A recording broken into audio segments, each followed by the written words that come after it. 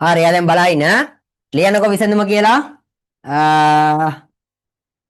මේකෙදී දැන් ඔයා ළඟ බෑග් එකක් තියෙනවා කියලා කියන්නේ.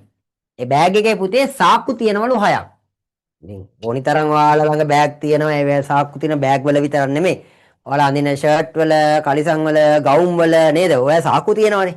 හරි. එතකොට මේකේ කියන විදිහට 6ක් තියෙනවා. මම පැටව මේ සාක්කු 6ට ඔන්න ඇඳ ගන්නවා මේ වගේ කොටු 6ක්. සාක්කු 6යි ඔන්න ඒකට කොටු 6ක් ඇඳ ගන්නවා. දැන් මෙහෙම කළාම මේක වරදින්න නැතුව හදා ගන්න පුළුවන් පුතේ. නේ?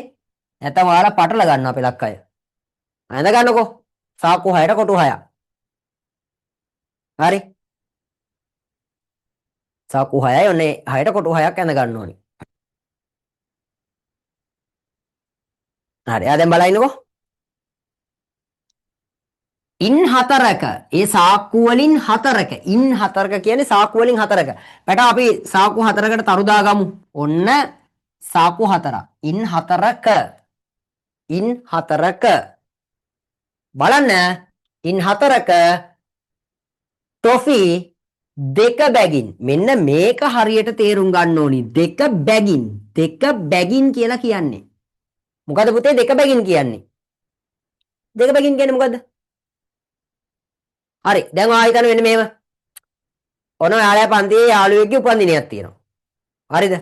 එයා එනවා චොකලට් අරන් එනවා කියලා හිතන්න කොන්න කෑමක් අරන් එනවා චොකලට්.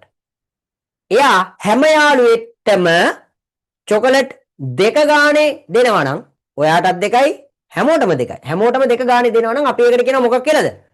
දෙක බැගින්.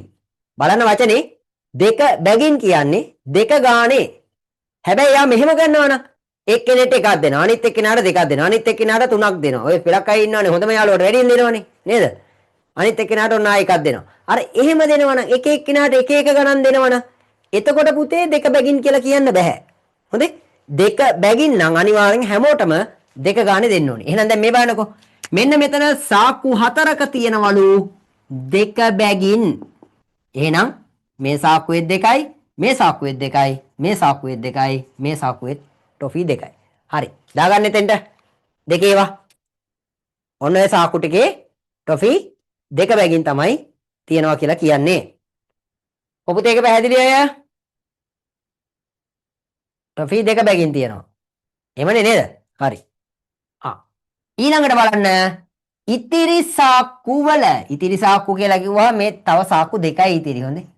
ඉතිරි සාක්කු වල ටොෆි 3 බැගින් පැටව් 3 ගානේ 3 බැගින් කියන්නේ 3 ගානේ. එහෙනම් මේකෙත් ටොෆි 3යි මේකෙත් ටොෆි 3යි. මොන බලන්න සාක්කු 6 ටොෆි තිබිලා තියෙන විදිහ. එහෙම නේද? දැන් ඉතින් ඔයාලට තියෙන්නේ මේ ටික මොකක් කරන්නද පුතේ? ගණන් කරලා බලන්න. ගණන් කරලා එකතු කරලා බලන්න කීයද කියලා. ඉතින් ලේසි මම මෙතනින් පටන් ගන්න මේ 3 ඒවා දෙක මුලින්ම ගමුකෝ. 3 ඒවා දෙක පුතේ 6යි. 3යි 3යි 6යිනේ. දැන් ඕගොල්ලෝ දන්නවා එකතු කරන්න ඕන තරම්. ඊට පස්සේ 6ට මේතන දෙක එකතු වුනහම කීයද? 6යි 2යි 8යි. 8යි 2යි 8යි 2යි 10යි.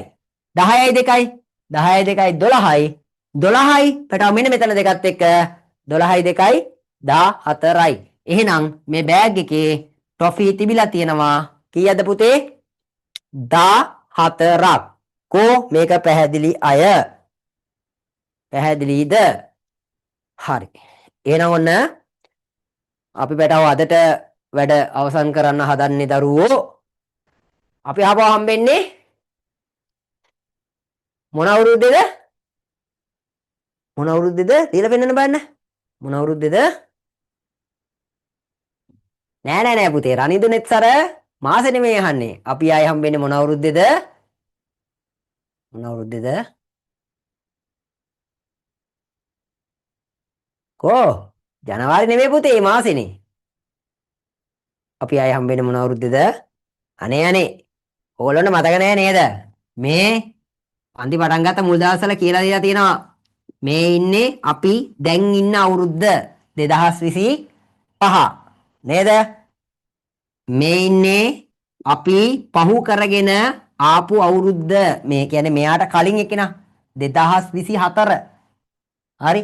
ඒතර බලන්න වෙනස් වෙලා තියෙන්නේ මොකද්ද කියලා මේ 4 5 අනිත් ඒවා කිසි වෙනසක් නැහැ. දැක්කද? එහෙනම් අපි දැන් ඊළඟට යන්නේ මොන අවුරුද්දටද? 2026. දැක්කද? මේ අග ඉලක්කම විතරයි වෙනස් වෙන්නේ. අපි ලබන සතිය හම්බෙන්නේ මොන අවුරුද්දේදීද පුතේ?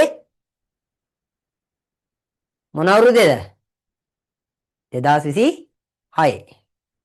එහෙම නේද? හරි. එහෙනම් අපි ලබන අවුරුද්දේ හම්බෙමු. බයි. සුබ රාත්‍රියක් වේවා.